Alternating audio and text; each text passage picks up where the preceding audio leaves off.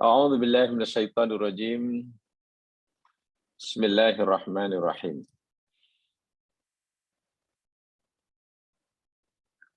Alhamdulillahirabbil alamin wa bihi nasta'inu ala umurid dunya waddin. Salat wassalamu ala asyrafil anbiya wal mursalin. Nabina rasulina Muhammad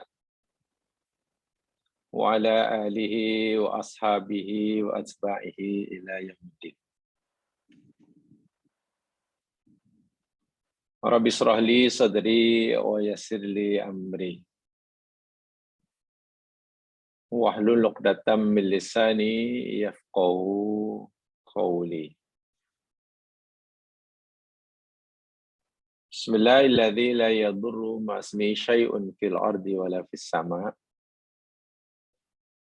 wa huwas sami'ul alim. Bismillahilladzi la yadurru ma'asmihi syai'un fil ardi wala fis sama' wa huwas sami'ul alim. Bismillahilladzi la yadurru ma'asmihi syai'un fil ardi wala fis sama' wa huwas sami'ul alim. Allahumma yassir wa la tu'assir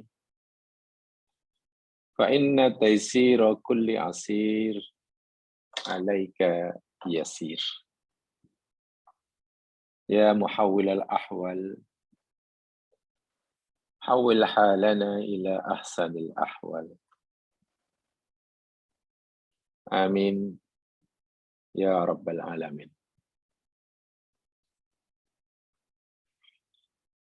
Para pendengar muslimin muslimat yang dirahmati Allah sekalian, insyaallah kita akan teruskan semula siri kajian kita menyambung apa yang telah kita pelajari selama ini di bawah tajuk Asrarul Hawqalah wal Istirja. Berdasarkan firman Allah Subhanahu wa taala di dalam surah Al-Baqarah 155, 156 dan 157.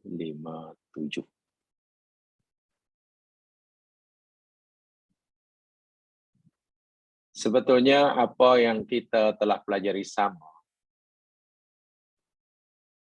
bermula pada siri pertama hingga hari ini tentang 3 ayat daripada surah Al-Baqarah ini sebenarnya hanya merupakan sedikit sahaja daripada kandungan makna yang ada pada 3 ayat tersebut.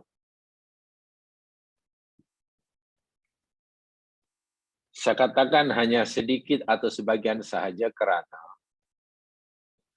bila kita merujuk kepada kitab-kitab besar,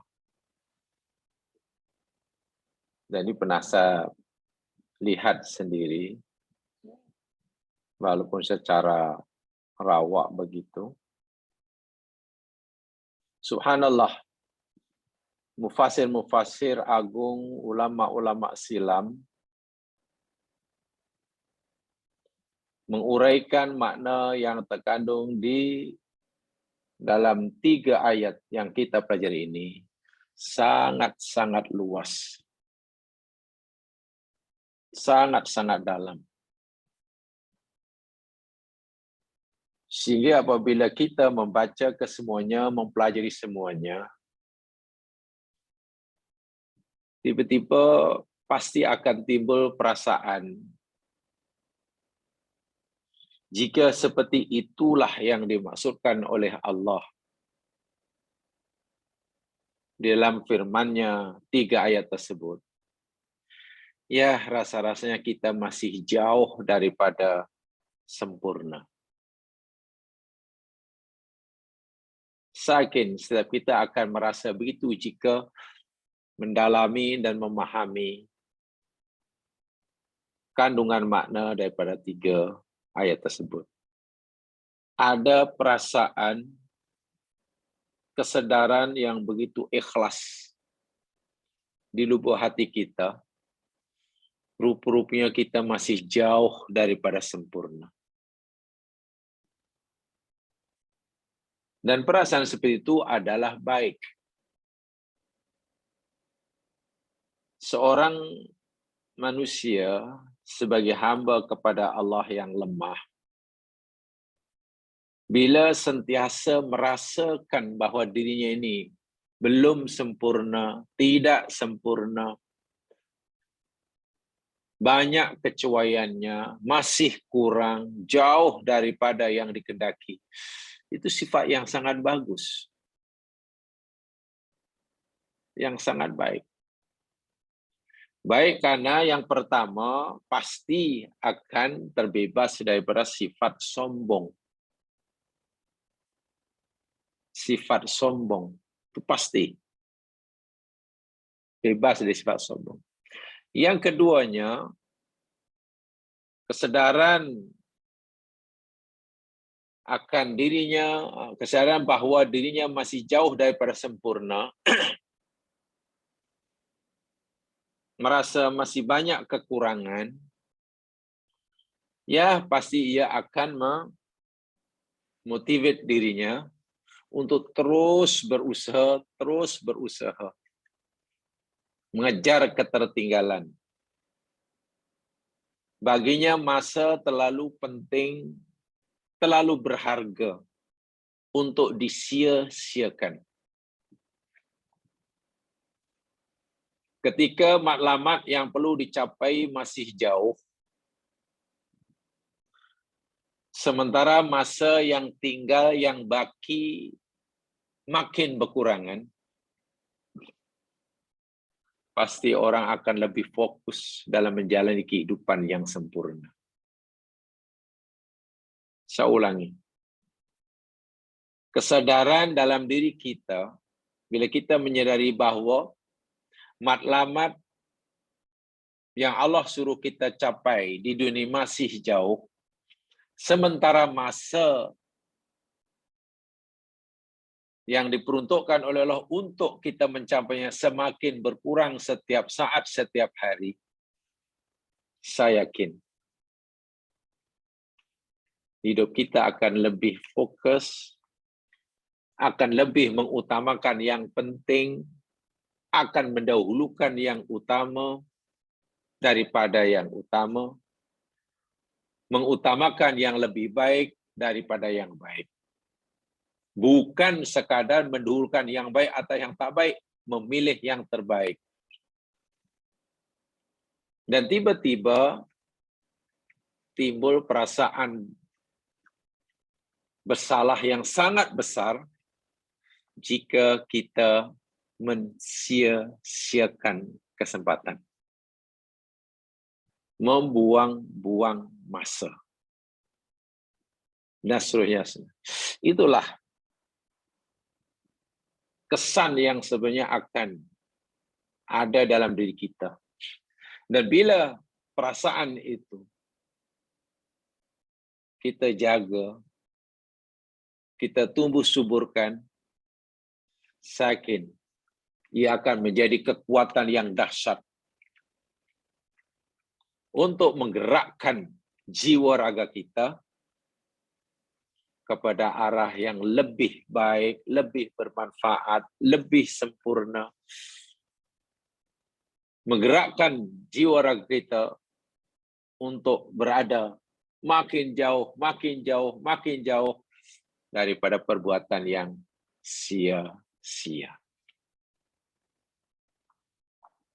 Inilah sebetulnya satu di antara tujuan kita mempelajari tajuk-tajuk seperti ini. Dasar hukumnya sangat jelas dalam Al-Quran dan hadis sangat banyak.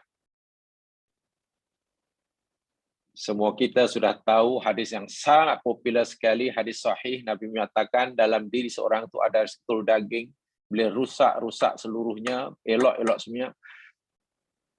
Dan itulah hati.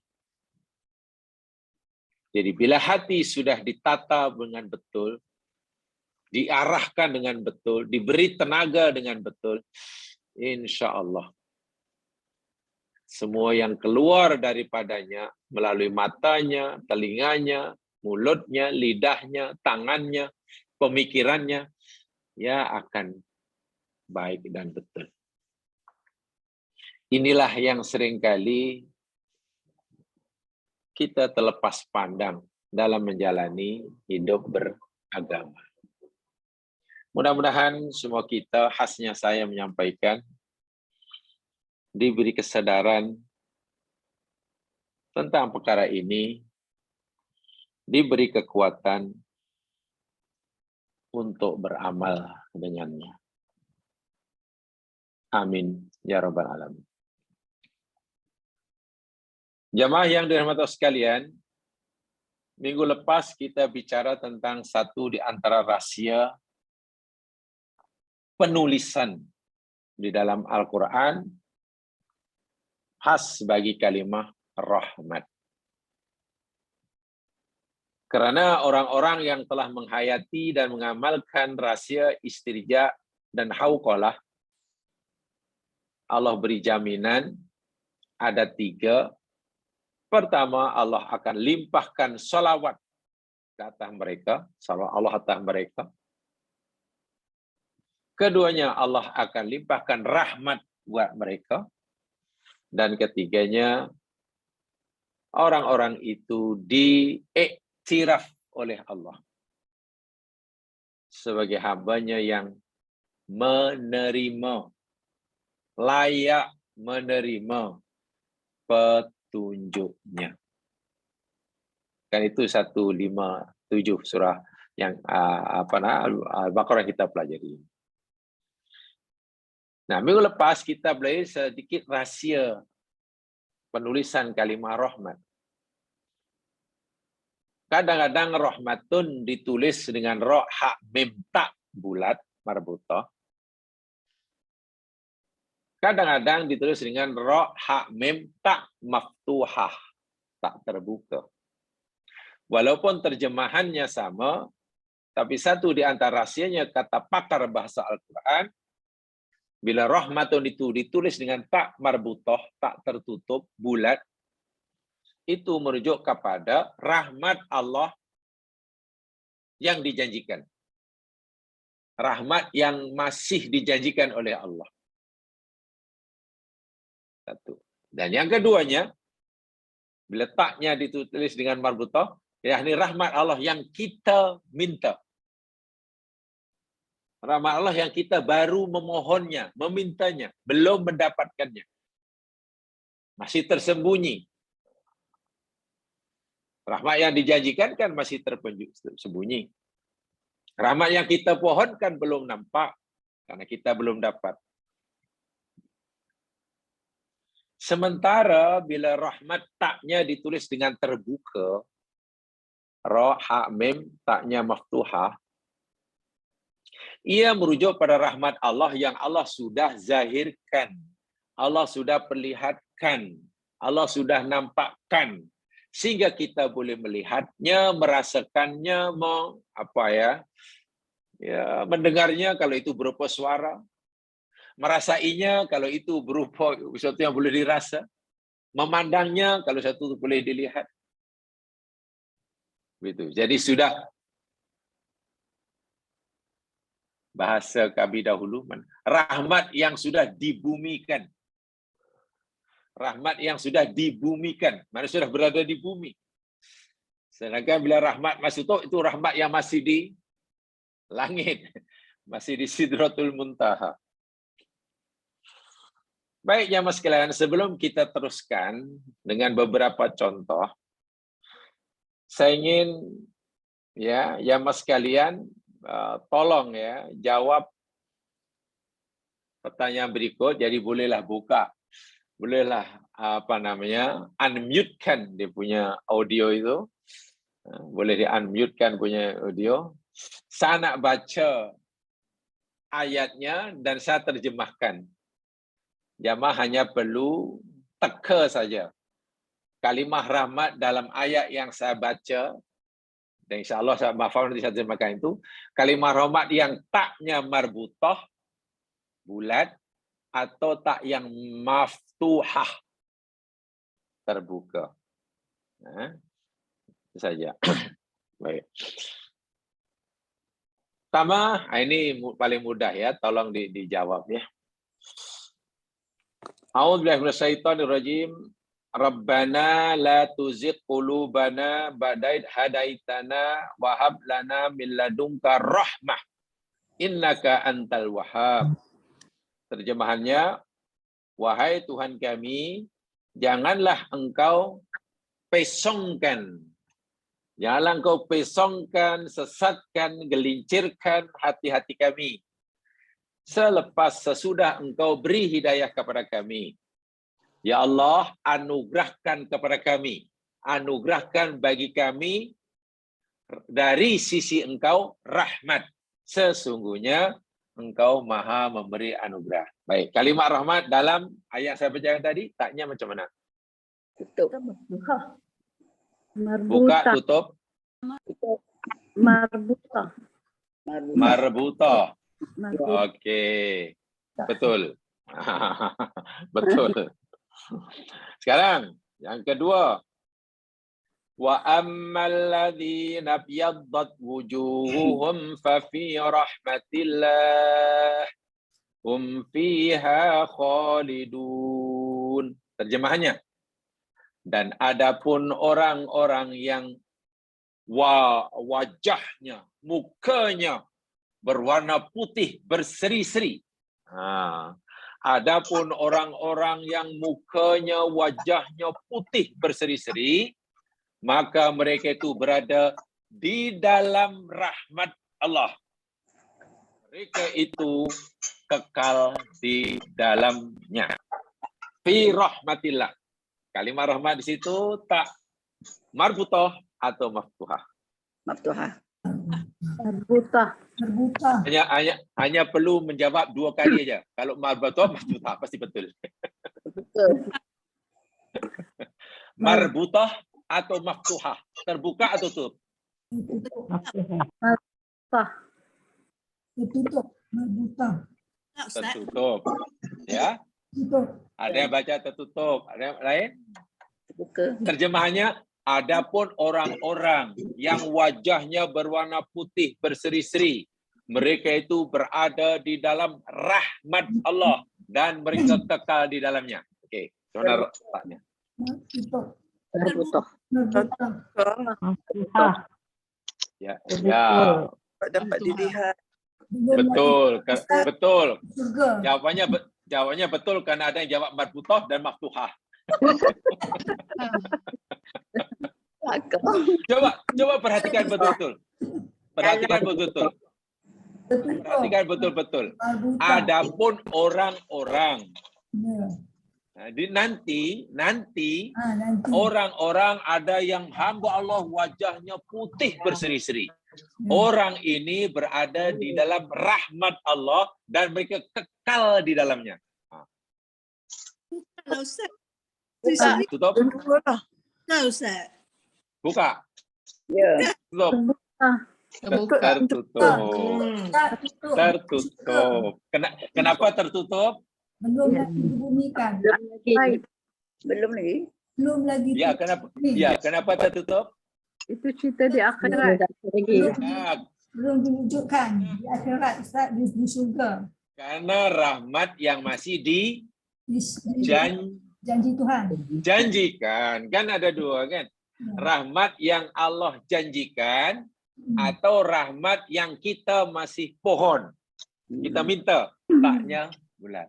Yang tadi Rabbana hab lana tadi kan kita baru mohon. Taknya mesti tertutup. Kan kita belum dapat. Yang kedua ini orang-orang wajahnya putih. Maknanya Allah janjikan di akhirat. Betul kan? Macam itulah maksudnya.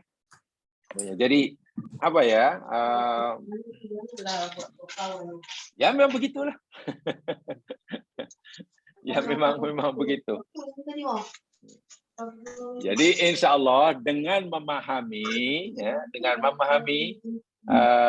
seperti itu, mudahlah kita akan memahami. Oh, ini rahmat Allah yang sudah depan mata kita. Oh, ini rahmat Allah yang masih dijanjikan, dan seterusnya dan seterusnya. Boleh ya kaidahnya? Okey, kalau boleh sekarang kita teruskan. Baik, boleh mute-kan? Untuk sementara mute-kan dulu.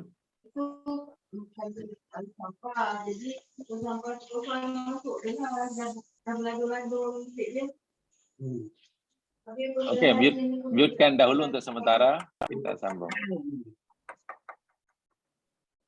Okey ya, okey, mute-kan dulu. Mari sekarang kita baca notanya. Kita baca notanya berikutnya. Ini pun juga sebagai pengetahuan untuk menambah maklumat. Bainas solati warrahmah. Lihat dalam nota, kita akan pelajari tajuk berikutnya.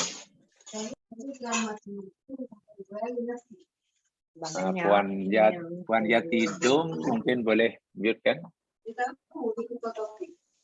Ya, Puan Yati boleh mute kan audio?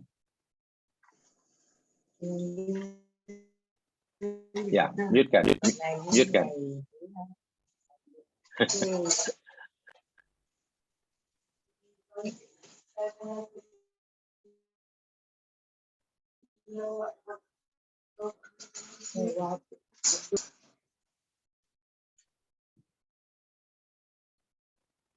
Okey. Sekarang kita akan pelajari perbezaan. Ada Puan Yati Dum Mazi, tolong mute kan dia punya audio. Tolong tutup audio dia. Ya. Tutup. Tekan aja gambar speaker. Yes, terima kasih. Baik, sekarang apa beza antara as-salat dengan rahmat? Sebab di dalam ayat yang ke-157 Allah berfirman, orang-orang itu orang yang aku akan bagi selawat. Selawat Tuhan mereka atau mereka salat Tuhan mereka dan rahmat. Lalu apa perbezaan antara salat dan rahmat? Dan rahmat. Baik, ini ringkasan saja ya mas sekalian. Begini. Saya bacakan, lihat notanya. Qala ba'duhum. Katalah sebagian mereka ulama. As-salatu minallahi hiya rahmah. Ada sebagian ulama berkata bahwa salat minallah, salawat daripada Allah itu adalah rahmatnya. Salawat daripada Allah adalah rahmatnya. Jadi salawat Allah itu mana rahmat Allah. Ini pertama. Tetapi pendapat yang menyatakan salawat Allah itu sama dengan rahmatnya, hadza batil. Pendapat yang tak betul. Ya, dalam bahasa Arab batil bahasa Arabnya tak betul. Kan dekat-dekat kan? Bukan batil itu betul. Pendapat ini batil, mana tak betul. Tak betul dari 3 sisi. Kita boleh lihat. Yang pertama, al-awwal, annallaha ayara bainahuma.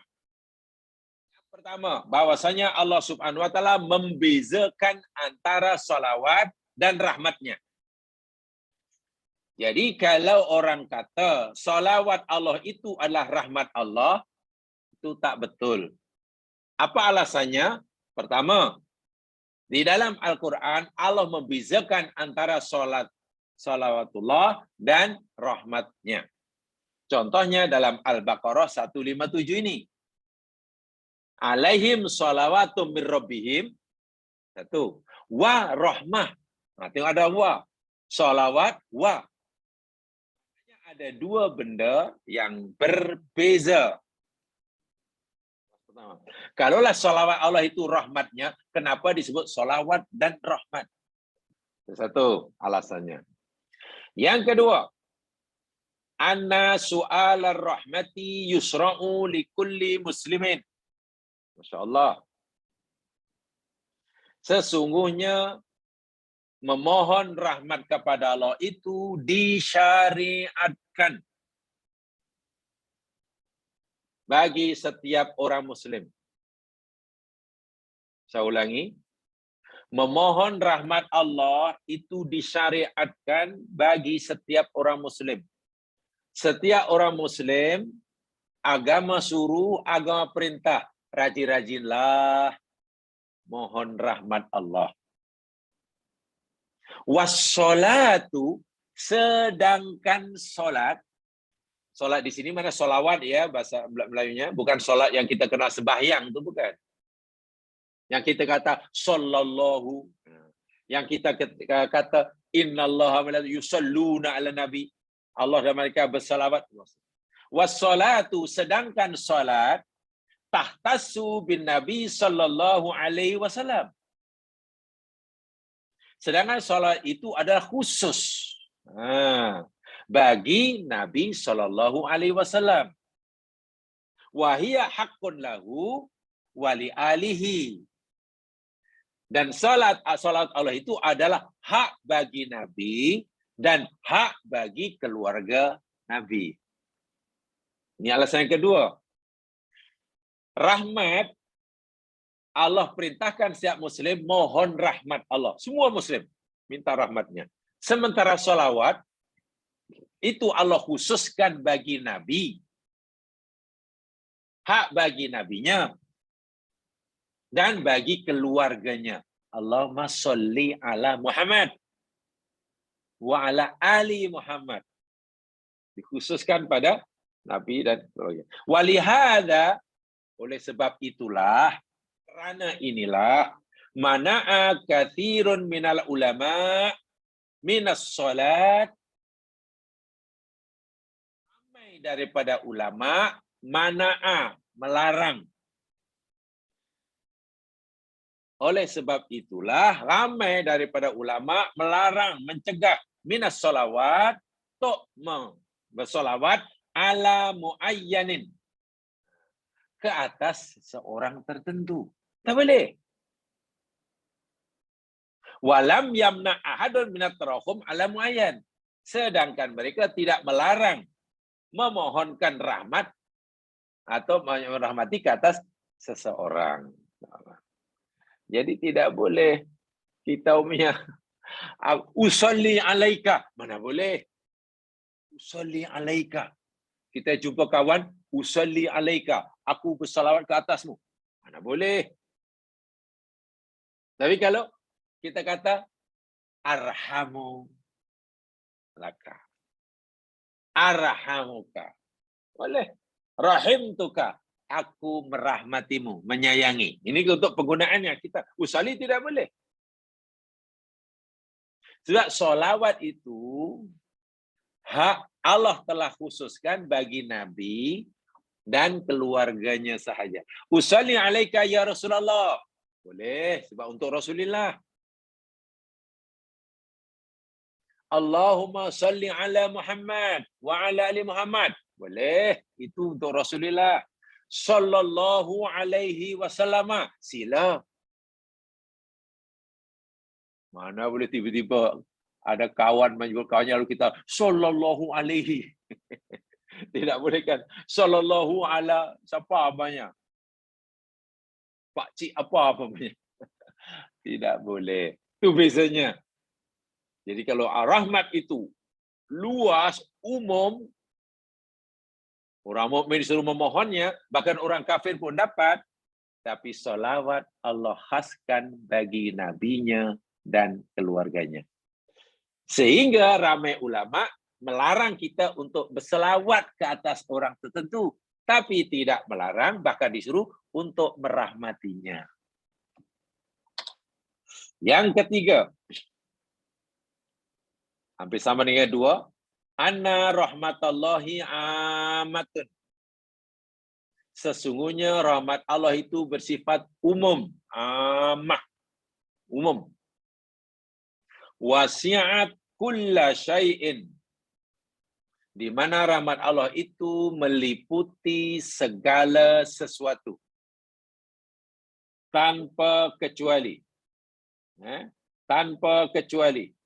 Rahmat Allah meliputi segala sesuatu tanpa kecuali. Semua ciptaannya mendapatkan limpahan rahmatnya tanpa kecuali. Kerana Allah itu Ar-Rahman. Kerana Allah itu Ar-Rahman.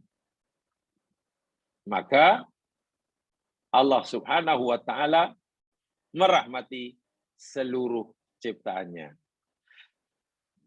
Sementara wasolatuhu, sedangkan salawat Allah Subhanahu wa taala khassatun,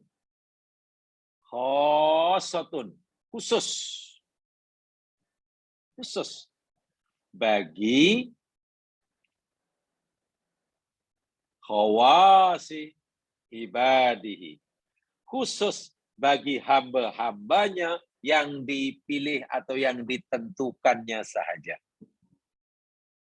Rahmat Allah bersifat umum bagi seluruh makhluk ciptaannya, sementara salawat Allah hanya Allah khususkan bagi hambanya yang dipilih, yang dikhususkannya sahaja. Bermakna nilai salawat Allah itu lebih tinggi berbanding rahmatnya. Ini berdasarkan apa? Inilah jelasan ini. Kerana yang dapat salawat hanya orang tertentu. Sementara yang dapat rahmat semua makhluknya. As-salatu minal ibad. Ini itu ya, ada 3 alasannya. Jadi salawat Allah bukan rahmatnya. Salawat Allah berbeza dengan rahmatnya. Ini penjelasannya. Berikutnya, salawatum minal ibad, ia bermakna doa. Kalau kita bersalawat, maknanya doa umpamanya. Ada kan? Allah bersalawat kepada Nabi Muhammad. Innallaha wa malaikatahu yusholluna 'alan nabi. Allah bersalawat, Allah dan malaikatnya bersalawat ke atas Nabi. Ya ayyuhalladzina amanu sallu alaihi wa sallimu taslima. Wahai orang beriman, bersalawatlah kamu ke atas Nabi. Nah, di sini ada 3. Yang bersalawat ke atas Nabi ada 3. 1, Allah bersalawat ke atas Nabi. 2, malaikat pun bersalawat ke atas Nabi. 3, kita orang-orang yang beriman pun oleh Allah disuruh bersalawat ke atas Nabi. Atas Nabi. Apa makna salawat kita ke atas Nabi? Allahumma salli ala Muhammad. Kan itu ya salawat kita. Allahumma salli ala Muhammad. Ya Allah, bersalawatlah engkau ke atas Nabi. Doa itu ya.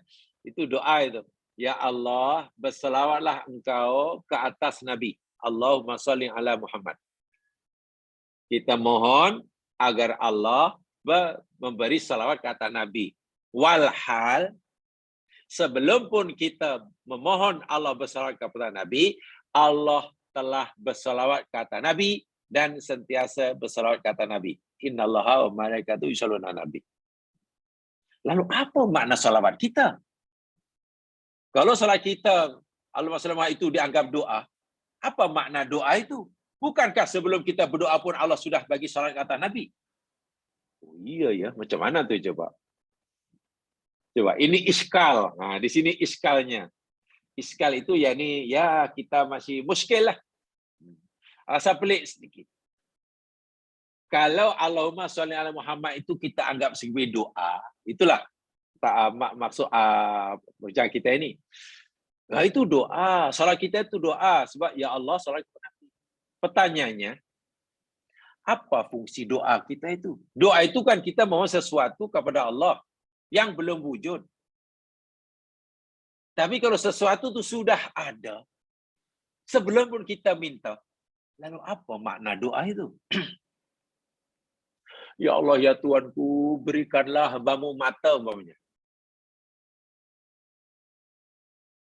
Coba, agak-agak betulkah yang itu dikatakan doa bila kita mohon, ya Allah, berikanlah hamba-Mu ni kedua belah sepasang mata. Kita baru doa hari ini. Sedangkan Allah bagi kita mata semenjak kita dalam rahim. Bagaimana nanti kalau malaikat jawab, awak ni doa macam mana? Awak baru minta, sekarang minta dibagi 2 pasang mata. Walahal, kedua matamu itu Allah dah berikan semenjak kamu dalam rahim. Belum pun kamu minta. Macam mana kamu minta sesuatu yang Allah sudah lama berikan? Nah, kan semacam tak sesuai doa yang sebetul. Kalau dikatakan doa kan, doa biasanya kan meminta sesuatu yang belum ada. Belum wujud. Agar Allah beri kepada kita yang belum ada itu. Masalahnya Allah dah buat. Allah dah silawat kepada Nabi. Dah bersalawat dah. Innallaha wa malaikatahu yusholluna ala nabi. Kenapa pula kita baru Allahumma sholli ala Muhammad? Dalam yang Nabi suruh kita baca itu kan. Yang kita bicarakan bukan kenapa kita baca Allahumma sholli ala Muhammad. Yang kita bicarakan apa makna Allahumma sholli ala Muhammad. Kalau itu dikatakan doa, bagaimana? Boleh katakan doa. Sedangkan doa itu memohon sesuatu yang belum ada. Sedangkan salat Allah pada Nabi ini sudah semenjak zaman azali. Di sinilah ulama dahulu cerdas cara memahaminya. Karena bagi mereka ini iskal. Ini iskal. Lalu mereka berkata begini. Salawat minal ibad bimakna doa. Salawat daripada hamba. Allahumma salli ala Muhammad. Allahumma salli ala Muhammad. Yang diartikan dimaksudkan sebagai doa muskilun min wujuhin. Ya, ada kemuskilan. Ini kata pada ulama ya. Ini sebagai pengetahuan. Ada ulama yang anggap itu muskil kalau dikatakan doa. Min wujuhin dari berbagai aspek. Yang pertama, annad du'a yakunu bil khairi wasyarri wassalatu la takunu illa fil khair. Itu alasannya. Kalaulah solawat kita itu dikatakan sebagai doa, nampaknya pelik sikit. Pelik karena yang pertama, doa itu boleh jadi memohon sesuatu yang baik dan juga sesuatu yang tak baik. Permintaan hamba kepada Allah boleh jadi permintaan itu perkara yang baik, boleh jadi perkara yang tak baik. Wassolatu, sedangkan solawat, la takunu ila fi khair. Tidak berlaku, tidak boleh dilakukan kecuali dalam kebaikan. Allah SWT itu benda yang baik. Sedangkan doa itu boleh jadi baik, boleh jadi baik. Jadi kalau salat itu dianggap doa, kurang tepat. Sebab doa lebih bersifat umum. Boleh untuk kebaikan, boleh untuk keburukan. Bila solawat itu hanya untuk kebaikan. Lebih khusus lagi maksudnya. Itu satu. Yang kedua, jamaah sekalian, ini dari segi bahasa ya, ini mungkin agak susah sedikit. Tapi saya yakin ada yang yang belajar bahasa Arab sudah agak lama, mungkin tahulah. Kalau tak tahu pun, ya tak apalah. Tak apalah kalau tahu. Yang kedua ini begini ya Mas Lan. Da'a yad'u doa. Da'a yad'u doa. Artinya memohon, meminta, berdoa. Yang solat juga, sholla yusolli salatan. Salawat.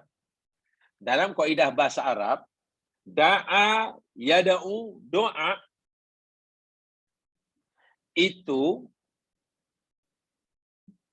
bila nak dimutaaddikan,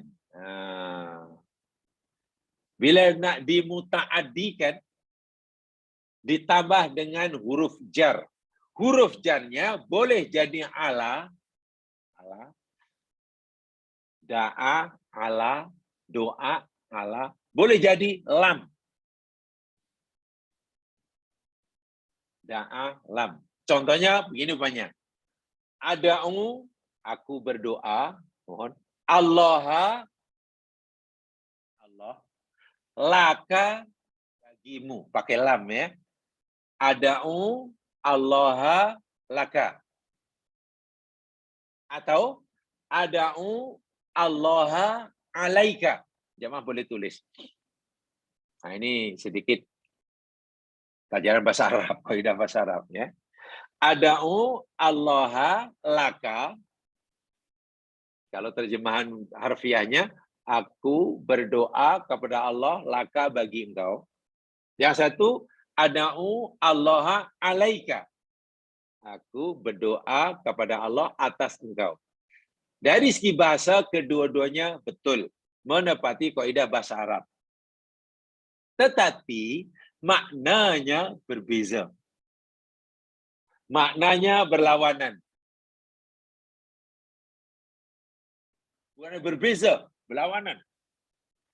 Ada'u Allah laka, pakai lam dan alam, itu maknanya aku berdoa pada Allah kebaikan bagimu. Lam maknanya kebaikan.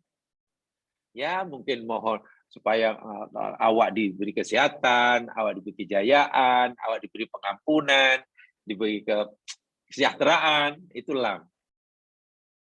Adapun ada'ullaha alaika, aku berdoa pada Allah atas engkau, maksudnya apa? Aku berdoa kepada Allah keburukan menimpa engkau. Akan engkau jahanam, aku doakan engkau lingkup, aku doakan engkau menderita, aku doakan engkau sengsara. Itu pakai Allah. So, da'a, tengok pasangan dia. Boleh, dengan lam pun boleh, membawa kepada kebaikan.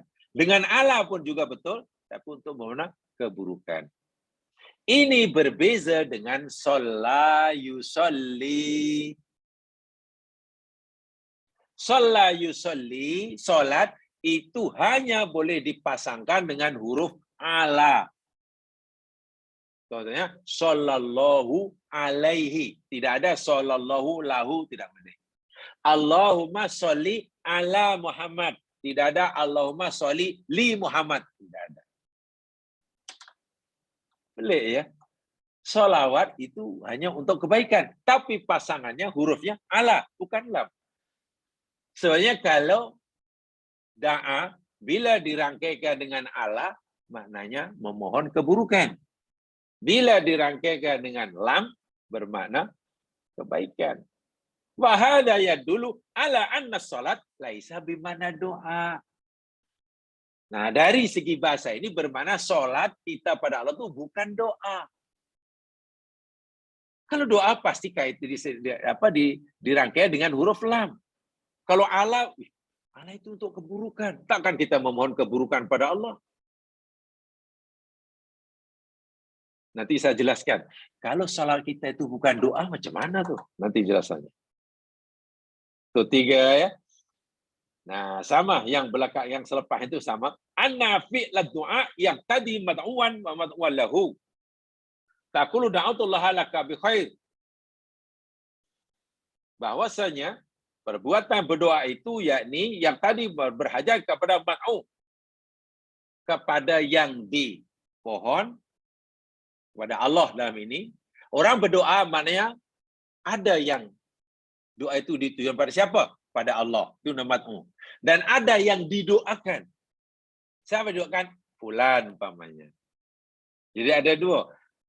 Aku berdoa kepada Allah. Allah itu mad'u agar dia diberi kesihatan. Dia itu namanya mad'un lahu. So ada 2. Mad'un dan mad'un lahu. Da'atullaha laka bi khair contohnya. Aku berdoa pada Allah. Allah itu mad'u. Laka bi khair. Ka itu adalah mad'un lahu. Filus salat la tadi bidzalika. Sementara kalimat salawat tidak seperti itu. Sehingga kita tak boleh sholaitullah alaika atau walalaka. Sholaitullah alaika tidak boleh, sholaitullah alaika tidak boleh. Tadi kan salat hanya untuk Rasul sallallahu alaihi wasallam kan? Nah, di sinilah ya Mas sekalian, sehingga salawat kita Allahumma sholli ala Muhammad itu sebenarnya bukan doa. Itu kesimpulannya. Tapi kan bunyi dia Allahumma sholli ala Muhammad. Ya Allah. Allahumma itu kan ya Allah. Sholli ala Muhammad. Bersalawatlah engkau ke atas Nabi. Itu ayat doa. Itu uslub doa. Apalagi bermula dengan Allahumma. Bagaimana uslubnya uslub doa. Kalimat-kalimat doa. Tapi tidak boleh dikatakan doa. Pelik tak pelik? Ini dibicarakan sangat dalam sekali oleh sarjana Islam, ulama Islam namanya Ibnul Qayyim al-Jauziyah dalam kitabnya Bada'iul Fawaid. Bada'iul Fawaid. Nah sekarang, kita sudah paham. Kalau ikut kita terima pendapat Ibnul Qayyim ini, salawat kita, Allahumma salli ala Muhammad, Allahumma salli ala Muhammad wa ala ali Muhammad. Selama ini orang kata itu doa kita. Salawat Allah kepada Muhammad adalah pengampunannya, rahmatnya, pengampunannya, ya semualah. Salawat malaikat demikian juga. Tapi salawat kita apa maknanya? Ramai ulama kata itu doa. Tapi Ibnu Qayyim tidak setuju dengan alasan-alasan tadi. Kalaulah salawat kita pada Muhammad bukan disebut sebagai doa, lalu apa itu kedudukan salawat kita? Ini sangat dalam. Baik. Begini penjelasan. Ini pernah saya sampaikan dahulu ya, kita telah pelajari dahulu, coba perhatikan. Saya tunjukkan ayatnya dahulu jamaah sekalian, supaya jamaah boleh mudah memahami apa yang saya sampaikan ini. Karena ini perlu berfikir sedikit saja ya. Perlu berfikir agak sedikit saja. Pertama sekali, cobalah kita lihat dahulu. Ya. Firman Allah Subhanahu wa Ta'ala di dalam surah Al-Ahzab. Surah Al-Ahzab, surah 33, ayat 56.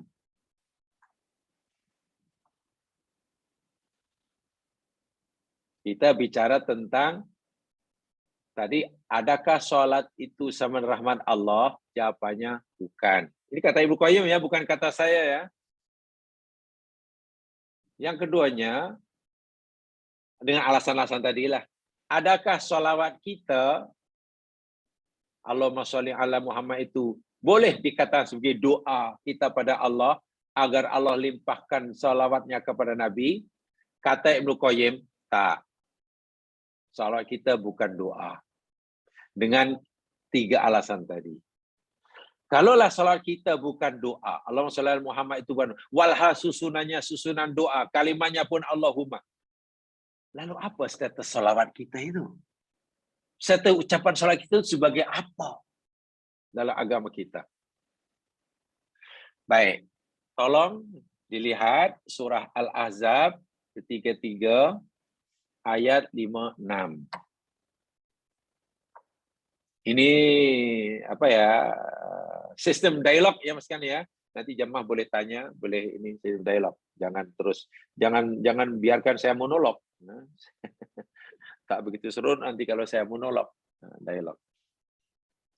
A'udzubillahi minasyaitonir rajim. Innallaha wa malaikatahu yusholluna 'alan nabi. Ya ayyuhalladzina amanu shallu 'alaihi wa sallimu taslima.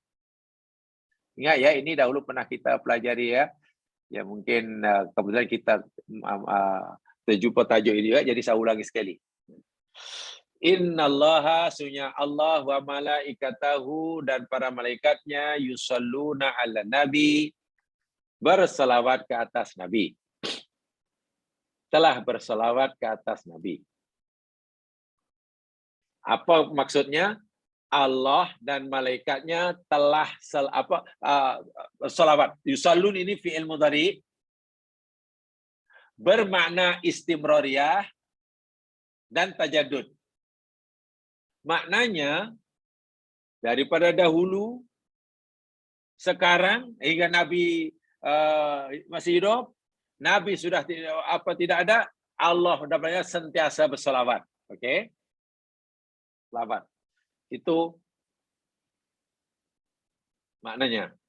Barulah Allah perintahkan orang yang beriman, kita, ya ayyuhalladzina amanu, wahai orang yang beriman, sallu alaihi.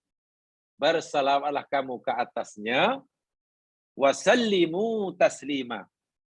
Dan ucapkanlah salam dengan salam yang sempurna. Allah beritahu bahasa mudahnya begini. Aku, kata Allah, dan para malaikatku sentiasa bersalawat ke atas Nabi, yakni Muhammad. Wahai orang yang beriman, salawatlah kamu. Salawatlah kamu. Perintah bersalawat daripada Allah ke atasnya. Lalu Nabi suruh kita, sahabat tanya pada Nabi, ya Rasulullah, kami disuruh bersalawat ke atas engkau, ya Rasul. Macam mana nak salawat? Nabi ajar, bacalah Allahumma salli ala Muhammad wa ala ali Muhammad. Rasulnya lah. Salat Ibrahimiyah itulah. Allahumma salli ala Muhammad wa ala Muhammad.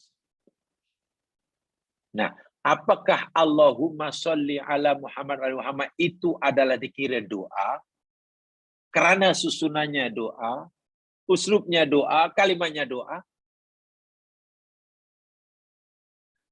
Kalau ia dikatakan doa, tadi saya sudah jelaskan, kata Ibnu Qayyim tadi. Bagaimana kita berdoa? Bukankah makna doa, tujuan doa itu memohon sesuatu yang belum ada. Kita mohon agar Allah memberi salawat ke atas Nabi. Sedangkan sebelum pun kita berdoa itu Allah dah salawat. Apa makna doa? Apa fungsi doa? Bila kita mahu sesuatu benda yang dah ada. Ya Allah, jadikanlah matahari buat kami. Ya Allah, jadikanlah bumi langit buat kami. Macam mana? Ya Allah, jadikanlah tubuh kami ini sempurna cukup sifat. Macam mana? Ya Allah, hiduplah karena kami. Kita dah lama lah diberi kehidupan. Tak baru nak minta. Apa makna doa itu? Apa fungsi doa? Itu kata Ibnu Qayyim tadi. Kalau begitu salawat kita ni tak boleh disebut doa. Kalau tak boleh disebut doa, sebagai apa? Coba perhatikan ayat ini. Wahai orang yang beriman, bersalawatlah kau ke atas Nabi. Okay. Bagaimana salawat kita? Allahumma sholli ala Muhammad. Ya Allah, bersalawatlah engkau ke atas Muhammad. Itu makna dia. Ada tak keserasian hubungan antara perintah Allah, perintah salat daripada Allah kepada kita, dengan salawat kita? Perbuatan kita bersalawat ke atas Nabi atas perintah Allah tadi. Ada tak sesuaian? Maksudnya begini, Allah suruh kita, wahai orang, salawatlah kamu kepada Nabi. Allah suruh, bersalawatlah kamu ke atas Muhammad. Lalu apa kita kata? Allahumma salli ala Muhammad. Ya Allah, bersalawatlah engkau ke atas Muhammad. Itu kan pelik itu. Allah suruh kita bersalawat kata Nabi, kita pula mohon supaya Allah bersalawat kata Nabi. Kan pelik itu. Wahai, sebelum kita memohon pada Allah bersalawat, Allah dah bersalawat. Sepatutnya, kalau katalah beginilah. Kalau Allah suruh kita, ya Allah, wahai hambaku, berdirilah kamu. Ya, kami berdiri. Senang, kami berdiri. Karena suruh berdiri. Wahai hambaku, solatlah kamu, aqimus solat. Kita pun terus mendirikan solat. Itu baru betul. Wahai hambaku, berjihadlah kamu di jalan Allah. Lalu kita berjihad di jalan Allah. Itu betul. Kita melaksanakan suruhan Allah. Tapi ya, Allah suruh qulu qaulan ma'rufa, ucapkan oleh kamu kalimat yang baik. Lalu kita berkata yang baik dan betul. Itu betul itu. Buat apa yang suruh. Tetapi ketika Allah menyuruh kita bersalawat, wahai beriman, salawatlah kamu, bersalawatlah kamu ke atas Nabi. Apa jawab kita? Ya Allah, bersalawatlah engkau ke atas Nabi. Allah suruh kita bersalawat, kita suruh balik Allah bersalawat. Itulah kata Ibnu Qayyim, itu bukan doa. Allah suruh kita bersalawat, kita suruh balik Allah bersalawat. Walhal, sebelum kita kata Allahumma shalli Muhammad pun, Allah dah bersalawat. Faham ya? Dia punya iskalnya. Iskal itu mana masalah yang agak muskil, paham ya? Kita muskilkan. Jadi kita tidak merasa muskil. Kita saat itu masih ada, iya ya. Aku ni berdoa, apa ni salawat ni? Sebab kalau aku berdoa, macam mana Allah suruh kita buat? Kita suruh balik Allah. Suruh balik kita Allah. Walhal sebelum kita mohon pada Allah, Allah dah bersalawat. Di sinilah jemaah sekalian, sebenarnya Allah telah mengajar kita satu hakikat kehambaan yang luar biasa. Pertama, misi yang jelas di balik apa salah ini jemaah sekalian? Cerita salah ini. Allah hendak memberitahu kita betapa agungnya Nabi Muhammad SAW di sisi Allah Subhanahu Wa Taala. Betapa agung dan mulianya Rasulullah ini kedudukannya di sisi Allah dan para malaikatnya. Sehingga ketika Allah menyuruh kita bersalawat ke atas Nabi, sesuai dengan keagungan kemuliaan Nabi, Allah tahu keagungan kemuliaan Nabi sebesar apa di sisi Allah. Allah tahu. Malaikat pun tahu. Sehingga mereka bolehlah bersalawat ke atas Nabi. Tapi ketika Allah suruh kita bersalawat ke atas Nabi, manusia agung yang sangat mulia di sisi Allah. Sementara kita, yakni hamba Allah yang mungkin masih jauh daripada kesempurnaan, jauh daripada kemuliaan, bukan tidak mulia, masih jauh daripada kesempurnaan kemuliaan. Ketika Allah suruh kita bersalawat, kita angkat tangan, kita surrender. Ya Allah, seakan-akan kita kata begini, Engkau suruh hamba-Mu ni bersalawat kepada Nabi. Nabi-Mu ni manusia yang sangat agung, sangat mulia di hadapan-Mu, ya Allah. Sementara hamba-Mu ini terlalu dhaif, terlalu kecil, terlalu lemah, banyak kesalahan. Bagaimana mungkin hamba-Mu hendak memberikan sholawat yang layak, yang patut bagi Nabi Muhammad yang agung itu. Hamba-Mu tak mampu, ya Allah, nak memberikan sholawat yang layak, yang patut, yang sesuai dengan maqam Nabi-Mu yang mulia di hadapan. Mengakui lemah, ya Allah. Karena kami menyadari kelemahan kami sepenuhnya. Sebini saja, ya Allah. Engkau sajalah yang bersalawat ke atas Nabi-Mu. Karena hanya sholawat-Mu sajalah yang layak bagi kebesaran Nabi-Mu. Hamba-Mu tidak menemukan sholawat apa yang layak untuk hamba-Mu ucapkan buat Nabi-Mu. Sholawat yang paling layak bagi Nabi-Mu yang sangat mulia adalah sholawat-Mu dan sholawat para malaikat-Mu. Hamba-Mu mengaku tak mampu. Karena kamu tak mampu, engkau sajalah yang berselawat. Allahumma shalli. Jadi itu bukan doa. Itu pengakuan kita terhadap kemuliaan Nabi, keagungan Nabi di sisi Allah, sekaligus kita mengakui kelemahan diri kita, betapa dhaifnya kita, lemahnya kita. dalam melaksanakan perintah Allah tadi. Rasa lemah, dan inilah yang telah kita beri banyak kali sebelumnya itu. Apa dipanggil? Hakikatul ubudiyah. Hakikat kehambaan. Kita lemah ya Allah. Walaupun perintahmu nampaknya sederhana, bersalawatlah kamu ke atas nabiku. Nampak sederhana ya Allah, tapi hakikatnya perintahmu ini sangat berat ya Allah. Hambamu tak mampu, hambamu lemah ya Allah. Lemah, sangat lemah. Ampunkanlah dosa hambamu ya Allah, karena tidak mampu melaksanakan perintahmu. Untuk memberikan salawat yang layak bagi keagungan nabimu. Yang paling layak memberikan kemuliaan, salawat sesuai dengan kemuliaan nabimu adalah engkau ya Allah. Maka engkau sajalah yang pengakuan ubudiyah yang seperti itu. Kesedaran kehambaan yang seperti itu. La haula wala quwata illa billah. Itulah letaknya la haula wala quwata billah. Itu boleh membuat kita naik makom kita. Makom kita naik rupanya bukan karena kita menjalankan suruhan Allah tadi. Perintah Allah, sallu alaihi, kita tak mampu buat. Kita tak mampu buat.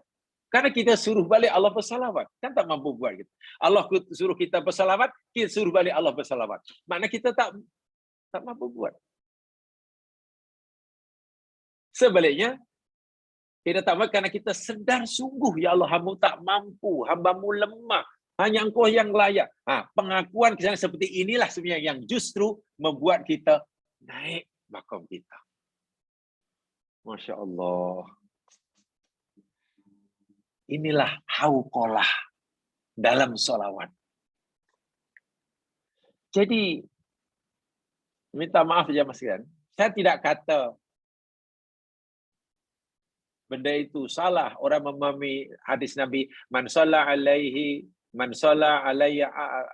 maratan sallallahu alaihi asra. Sesiapa yang bersalawat aku sekali, kata Nabi, maka Allah akan membalas salawat sebanyak 10 kali. Itu hadisnya, jelas hadisnya. Matannya macam tu bunyi dia.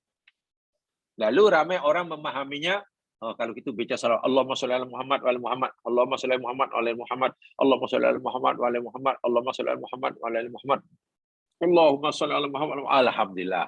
Saya sudah 5 kali salawat, maknanya Allah balas saya jadi 50. Alhamdulillah. Okeylah, kalau kita mau seperti itu, ya tak apalah. Saya tak kata itu salah. Saya tak kata itu salah. Tapi betulkah makna yang sebenarnya seperti itu? Kita baca sekali aja, Allah balas 10 kali. Masalahnya, apa makna salawat Allah kepada Nabi? Apa makna salawat kita ke atas Nabi? Kan tidak sama. Bagaimana mungkin kita salawat kepada Nabi, Allahumma sholli Muhammad, yang hakikatnya bukan kita yang bersalawat, tapi kita mohon Allah bersalawat sekali. Allah pula bagi kita 10 kali. Betulkah hanya karena ucapan Allahumma sholli Muhammad sekali, kita dapat 10 kali? Atau dinaikkannya, atau kita berapa 10 kali salawat kepada Allah itu karena kesedaran kita akan hambaan diri kita. Ketidakmampuan kita melaksanakan perintah Allah yang nampaknya remeh. Allahumma sholli Muhammad tadi. Kita betul-betul merasa kita ni hamba yang lemah. La haula wala quwwata billah. Saya mengikuti pendapat Ibnu Qayyim. Allah balas 10 kali, Allah balas 20 kali, Allah balas itu. Ya, ini bergantung kepada seberapa kuat kita merasakan kelemahan diri kita, kehambaan diri kita. Semakin kuat, maka Allah akan naikkan berikutan. Memang pelik jamaskan hubungan kita dengan Allah dengan manusia ini pelik. Kalau kita merasa lemah di hadapan manusia, itu yang lemah betul. Kalau kita merasa hamba di hadapan manusia, kita memang betul-betul hamba abdi yang tidak punya nilai. Sebaliknya, bila kita semakin merasa lemah di hadapan Allah yang Maha Perkasa, Allah bagi kita kekuatan. Bila kita semakin merasa hina di hadapan Allah, justru Allah beri kita kemuliaan. Itu pelik. Memang begitulah hubungan kita dengan Allah. Jika kita ingin mulia, kita meningkatkan rasa hina di hadapan Allah. Bila kita ingin kuat di hadapan Allah, Allah bagi kuat. Sedarilah kelemahan kita. Ini namanya rahsia hauqalah dalam salawat. Jadi, walau alam, saya minta maaf ya, saya tidak menganggap salah ya. Tapi hanya, apa istilahnya? Tidak mengikuti pendapat yang seperti itu. Ada orang mempunyai salah yang penting ini Allahumma shalli ala Muhammad. Yang kadang-kadang tak jelas pun dia. Allahumma shalli. Karena sudah targetkan mesti 1000 kali. Secara masa terhad. Akhirnya Allahumma shalli. Kalau 1000 kali kan dari 10.000. Wah, dah banyak. Merasa. Jadi kesannya nanti malah akhirnya jadi tabahi kita. Kenapa tidak didalami maksud salawat tadi? Perintah Allah, bahkan boleh kata beginilah. Kalau kita tak kata satu-satunya, mungkin ini salah satu daripadanya. Kalau kita tak mau kata satu-satunya perintah Allah, kita boleh kata ini salah satu daripada perintah Allah yang kita sebenarnya tak mampu nak buat. Apa dia? Bersalawat kata Rasul. Allah suruh kita salawat kepada Nabi. Sallu alaihi. Ini perintah. Dan ini perintah ini kita tak mampu nak buat. Buktinya apa? Kita kata Allahumma shalli ala Muhammad. Ya Allah, engkau saja yang bersalawat. Suruh kita salat, kita suruh Allah bersalawat. Mana kita tak pernah salawat. Kalau kita tak pernah salawat, macam mana darjah kita? Kita dibalas oleh 10 kali. Sekali 10 kali, 2 kali 20 kali. Fahami rahsia hauqalah. Seakan-akan saya jelaskan tadi, seakan kita kata, ya Allah, engkau berhak menyuruh hamba-Mu bersalawat ke atas Nabi-Mu. Dan engkau telah muliakan Nabi-Mu ini dengan kemuliaan yang sangat tinggi. Tak terbayang dalam fikiran hamba-Mu setinggi apa, semulia apa kedudukan Muhammad SAW di hadapan-Mu. Dan engkau telah berikan salawat kepadanya sesuai dengan kemuliaannya. Lalu engkau suruh hamba-Mu ini ikut juga bersalawat ke atas Nabi-Mu. Tapi terus terang ya Allah, hamba-Mu sedar dan insaf. Tak mampu nak bersalawat ke atas Nabi-Mu. Nabi-Mu terlalu mulia di hadapan-Mu ya Allah. Hamba-Mu tak mampu nak memuliakan Nabi-Mu sebagaimana kemuliaan yang Kau berikan kepadanya. Kami tak mampu, kami tak ada bahasa, kami tak ada kata. Apalagi hamba-Mu terlalu lemah, terlalu kerdil di hadapan kemuliaan Nabi-Mu. Kami sedar itu semua ya Allah. Oleh sebab itu kami serahkan pada Engkau ya Allah. Engkau sajalah yang bersalawat. Engkau sajalah yang bersalawat. Salawat-Mu kata Nabi-Mu itu memadai dan itu mencukupi, itu yang sepatutnya. Sebab kalau hamba-Mu memaksa diri nak bersalawat kepada Nabi dengan bahasa hamba-Mu, pasti salawat hamba-Mu ini tidak sesuai langsung dengan tingkat kemuliaannya. Rasa kehambaan, rasa kelemahan, rasa ketidakberdayaan dalam melaksanakan perintah Allah, inilah yang menyebabkan Allah naikkan tingkat kita, darjah kita. Ini namanya hakikatul ubudiyah. Ini namanya asrarul la haula wala quwata illa billah. Contoh kecil ketika Allah panggil kita hayyalah shalah, hayyalah falah. La haula wala quwata illa billah. Betul? Dengar azan Allahu Akbar, Allahu Akbar, kita jawab Allahu Akbar, Allahu Akbar. Muazin zikir, asyhadu an la ilaha illallah, kita pun asyhadu an la ilaha illallah. Sebab zikir. Tapi ketika muazin panggil ajak kita, hayya 'alas solat, mainlah solat, main. Perintah itu. Allah suruh laungkan itu. Apa ajak kita? La haula wala quwata illa billah. Ya Allah, Engkau suruh kami solat, ya Allah. Hamba-Mu tak mampu, tak larang nak solat, ya Allah, kalau bukan karena kekuatan yang Kau berikan pada hamba-Mu. Engkau suruh hamba-Mu melakukan satu perintah, tapi hamba-Mu ini lemah, ya Allah. Berilah hamba-Mu kekuatan. Tanpa kekuatan dan daya yang Kau berikan padamu, kami tak mampu. Karena kita makin lemah, Allah bagi kita kekuatan. Kita boleh berdiri, kita boleh takbir, kita boleh rukuk, boleh sujud, assalamualaikum. Selesai salat. Lepas selesai, kita ingat lagi. Ya Allah, terima kasih ya Allah. Dengan sebab asbab kekuatan yang Kau berikan pada diri inilah, hamba-Mu mampu melaksanakan perintah-Mu. Lepas salat, ingat, yang diingat, yang dirasa, pertolongan Allah kepadanya. Rupa kekuatan, kemampuan melaksanakan salat. Akhirnya syukur. Syukur, terima kasih Allah. Alhamdulillah ya Allah. Syukur Allah. Karena Allah tolong dia. Di samping syukur, alhamdulillah, dia pun minta maaf. Jangan-jangan kekuatan yang Allah berikan pada kita, yang sepatutnya membolehkan kita melakukan salat sesuai dengan kehendaknya. Tetapi kita melakukannya, ada kecewean di sana-sini. Istighfar banyak-banyak. Jadi antara syukur, istighfar, syukur, istighfar. Lepas salat. Kalau orang tak sedar la haula wala quwata illa billah lepas salat, nampak salatnya, oh, lepas salat aku tadi. Alhamdulillah, ini salat dapat rakaat, kusuk. Surahnya panjang. Akhirnya membanggakan amalnya. Pandangan matanya tertumpu pada amalnya. Bukan tertumpu kepada pertolongan Allah yang menolong dia melakukan surah tadi. Orang yang lepas beramal, tertumpu pikiran pada amalnya, alhamdulillah, mudah terbuka pintu ujub. Mudah sekali. Sehingga secantik amalnya, ibadahnya, secantik manapun, bila kemudian selepasnya terbuka pintu ujub, kosong. So, macam mana nak mengelak penghapus amalan yang begitu dahsyat? Ini klorok amalan. Ini semacam klorok bagi amalan.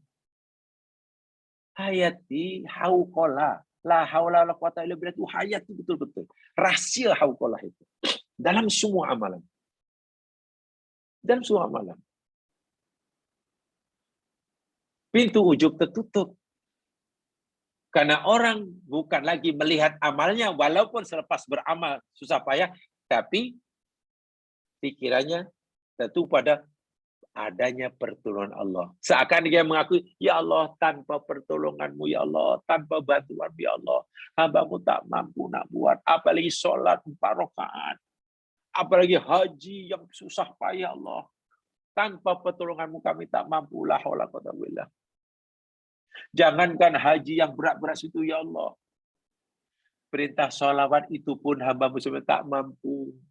Sebab itu hamba-Mu, ya Allah, janganlah kami paksa untuk sholawat pada Nabi-Mu.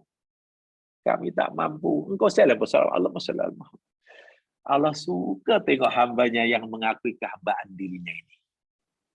Nah, ini rahsia dia. Allah sangat suka, sangat sayang kepada hambanya yang betul-betul menyadari kelemahan dirinya, yang betul-betul memahami asrarul hauqalah dalam hal salawat atau dalam perkara yang lain. Disitulah yang rahasia dia. Masih. Jadi gimana ya?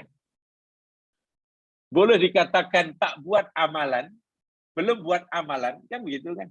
Boleh katakan belum buat amalan dari segi zahir, tapi bila hatinya sudah dipenuhi oleh rasa hauqalah, tiba-tiba naik pula tingkatan, naik. Masya Allah. Ajaran-ajaran yang seperti ini, sisi-sisi ajaran agama yang seperti inilah yang seringkali hilang dalam amalan ibadah seseorang. Waha di situ penentunya. Tapi jangan salah faham. Ini tidak bermakna amalan-amalan zahir itu tak penting, bukan begitu ya. Oh, kalau begitu yang penting hati, bukan. Amalan zahir pun penting juga. Salat daripada takbiratul ihram hingga salam penting juga. Puasa daripada terbit fajar hingga terbit nanti penting juga. Hukum hakamnya sangat-sangat penting. Karena itu yang dicontohkan oleh Nabi. Tapi ingat, kita jangan hanya melihat apa itu Nabi itu hanya dari aspek zahiriah. Nabi juga mewariskan kita ajaran-ajaran daripada aspek batiniah, ruhiyah. Itu yang perlu kita gali, kita pahami, dan kita contohi bersama.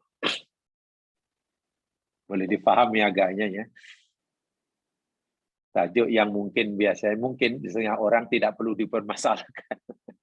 Takkan salawat pun dipermasalahkan tentang, ya ada memang, kita mungkin dahulu pernah kita pelajari ya, tentang salawat ada dahulu kita pelajari tentang sayyidina atau ada sayyidina atau tidak. Tak apa, ada orang mempesankan ada sayyidina atau tidak. Oh, kata orang tidak ada. Oh, kata tak apa, itu dari bab hukum hakam. Sila sayyidina atau sayyidina atau tidak. Yang kita bicarakan bukan bab ada sayyidina atau tidaknya, tapi tentang hakikat Ismail. Betulkah Allah Muhammad itu doa? Kata Ibnu Qayyim bukan doa. Dengan alasan 1, 2, 3. Jika ia bukan doa, lalu apa kedudukan Allah Muhammad dalam kehidupan beragama ini? Seperti mana yang dijelaskan tadi. Itu kata Ibnu Qayyim ya, bukan kata saya. Ibnu Qayyim orang yang sangat terkenal. Ketegasannya dalam akidah, membedah syirik. Ketegasannya dalam masalah syariah, membedah bid'ah. Tapi jangan lupa, Ibnu Qayyim punya juga banyak buku karangannya berkaitan dengan masalah ihsan, masalah qalbun salim. Ada orang istilah masalah tasawuf. Sehingga ramai juga ulama yang kata Ibnu Qayyim termasuk sufi yang sunni. Ahli tasawuf tapi sunni. Sunni mana menepati ajaran Nabi, bukan sufi yang pelik-pelik. Ya.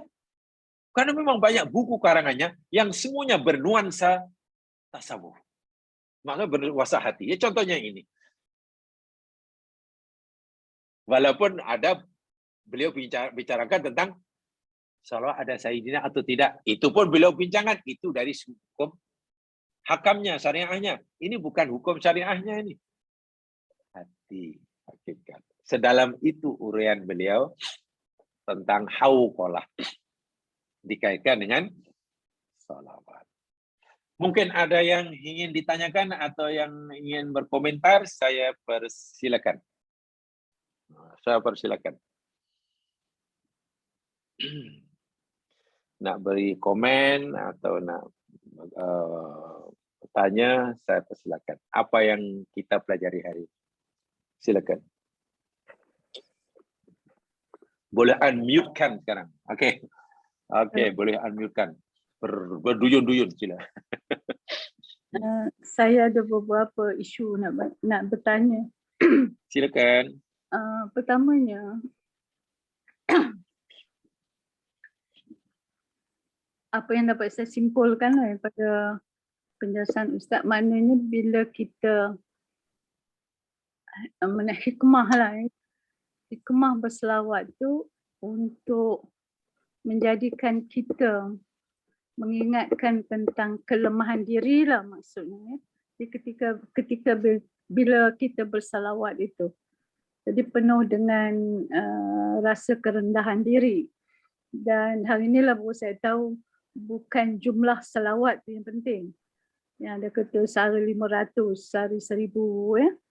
Okay. Yang kedua, tadi saya baca kembali kata salawat hanya untuk Nabi Muhammad sallallahu alaihi wasallam, tapi bukan ada ungkapan bila kita mau mengucapkan terima kasih pada seseorang, Allahumma salli alaiha, Allahumma salli alaihim.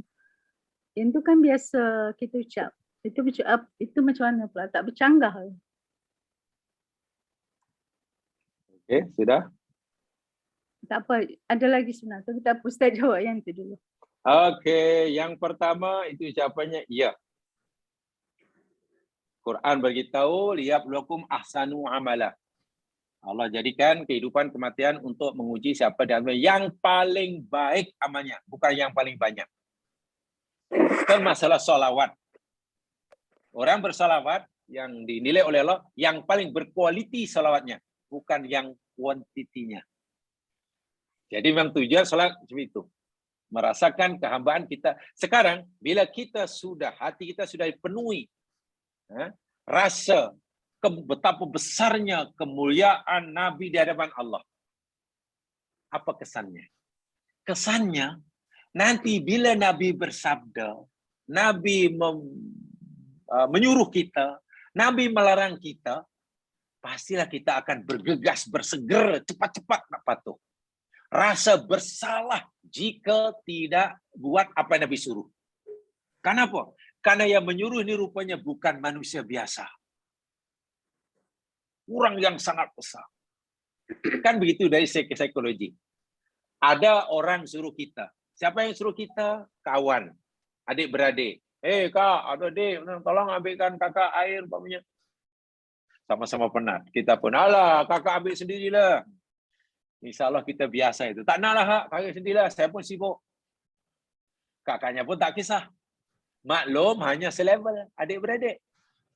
Tapi coba kalau yang suruh ambilkan air yang adalah mak bapak kita. Bila kita tak buat, kan rasa bersalahnya besar. Allahu Akbar. Saya ini rupanya jahat lah. Orang tua suruh, saya tak mau.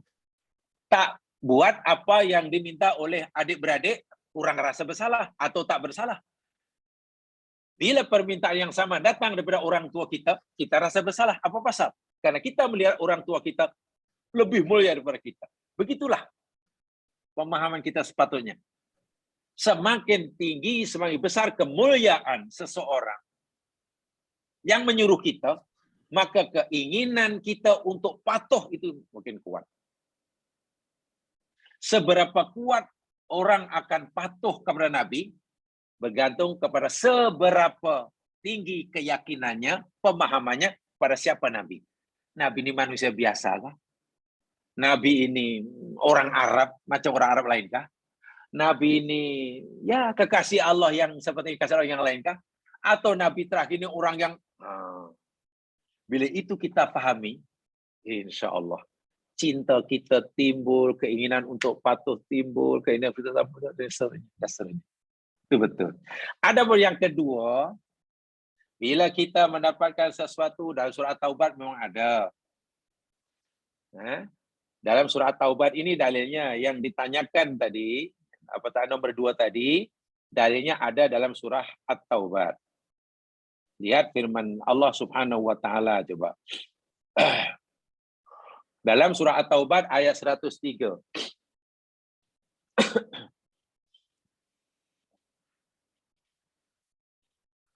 Dalam surah At-Taubat ayat 103. Itu untuk pertanyaan kedua tadi ya. Bila kita ada sesuatu, bukan kita kata Allahumma sholli alaihi wa sallam, bukan itu bercanggah dengan penjelasan saya tadi. Jawabannya lihat dahulu surah Taubah 103. A'udzu billahi minasy syaithanir rajim. Khudh min amwalihim shadaqatan tutahhiruhum wa tuzakkihim biha wa sholli alaihim. Okay. Inna salataka sakanun lahum. Allahu sami'un alim. Khud, ambillah olehmu wahai Muhammad, min amwalihim sebagian daripada harta mereka, sedekatan sebagai sedekah wajib, mana zakat. Nabi disuruh oleh Allah untuk memungut zakat daripada umatnya. Zakat wajib maksudnya. Fungsi zakat, manfaat zakat, yakni tutahhiruhum, menyucikan mereka. Wa tuzakkihim, dan membersihkan mereka. Menyucikan hati mereka daripada tamak haluba terhadap harta benda, membersihkan mereka daripada hartanya bercampur dengan hak orang lain. bila mereka dah bayar zakat wajibnya padamu wahai Muhammad sebagai ulul amri, Allah katakan apa? Wasalli alaihim. Terjemahan biasa, bersalawatlah engkau atas mereka, kan? Bersalawatlah engkau atas mereka. Inna salataka sakanul lahum. Sesungguhnya salawat engkau memberi ketenangan buat mereka. Nah, Allah Maha Luas. Jemaah sekalian, kalimat salli di sini maknanya bukan salawat yang kita maksudkan penghormatan Allah pada nabinya, bukan itu. Salli di sini maknanya ud'u dari segi bahasa. Salat di sini maknanya salli ay ud'u. Yakni apa? Berdoa. Pohonkan kebaikan kepada Allah buat orang ini. Ya, kalimat salat pasangannya ala ya, salli alaihi, tiba salalahu. Kalau da'a adalah ada Allah. Jadi kita bila mendapatkan pemberian daripada orang, kita suruh doakan orang itu kepada Allah agar Allah berikan dia kebaikan. Boleh jadi dalam bahasa Arab, boleh jadi bahasa apa, kata ya Allah berilah ia rezeki, berkatilah rezekinya. Ya Allah, ampunilah dosanya. Ya Allah, dengan sedekah yang ia berikan, yang berikan, ya Allah, jagalah ia daripada musibah. Itu maksud salli. Dan dalam bahasa Arabnya, bukan dalam bahasa agama, tapi bahasa Arab, Allahumma salli alaihim. Salli di sini bukan ya Allah bersalawatlah engkau atasnya, bukan. Tapi maksudnya kita mohon kebaikan kepada Allah berupa pengampunan ke, kesejahteraan ke, keberkatan ke, kesehatan ke kalau dia sakit. Kepada Allah buat orang itu.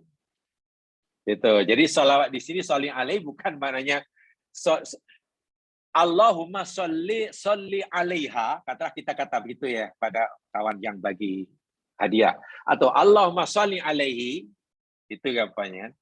Makna Allahumma salli alaiha yang itu pada kawan kita yang bagi hadiah, pengertiannya tidak sama dengan Allahumma salli ala Muhammad. Tidak sama. Walaupun sama-sama Allahumma salli ala, tapi pengertian yang terkandung tidak sama. Itu jawabannya. Itu dari segi bahasa Arab. Sebab mungkin dalam bahasa Arab maknanya sama ya. Ya Allah bersalawat kepadanya, ya Allah salawat. Kan begitu. Tapi sebenarnya tidak sama. Yang ini hanya doa biasa. Setelah itu Nabi suruh doa. Jadi doanya Allahumma rzuqhu wa barik lahu fi rizqi. Allahumma barik fima anfaqa wa barik fima amsak. Ya Allah, berkatilah rezeki yang dia telah infakkan, berkatilah rezeki yang dia masih simpan. Itu doa Nabi. Bunyi sama, tapi pengertiannya berbeza. Allahumma sholli alaiha kepada orang yang bagi kita pertolongan dengan Allahumma sholli ala Muhammad. Struktur ayat sama, tapi makna yang terkandung berbeza. Itu. Terima kasih Ustaz. Okey. Ada yang lain?